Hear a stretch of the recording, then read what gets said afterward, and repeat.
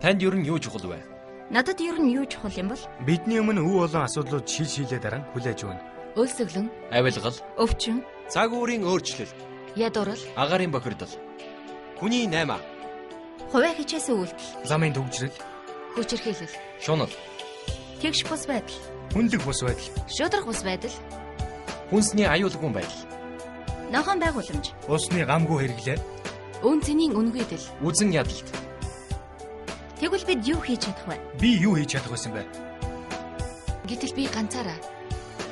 Би юу хийж байна вэ? Би хэрхэн өөрчлөлтийг бий болгох вэ? Шийдэл нь юу вэ? Шийдэл нь юу вэ? Хэлж мэдэхгүй ч мөнгө нэр алдар эсвэл эрх мэдлэр бүхнийг шийдэхгүй. Засаг төрч дангаараа хүч хөрөхгүй. Энэ бол өөрчлөлт хийх эрмэлзэл. Энэ бол мянган жижиг үйлийг хамтран хийсний үр нөлөө. Энэ бол нэгэн зүг тэмүүлэх хүсэл юм. Энэ бол чадах бүхий л зүйлсээ хийхийн хариуцлага.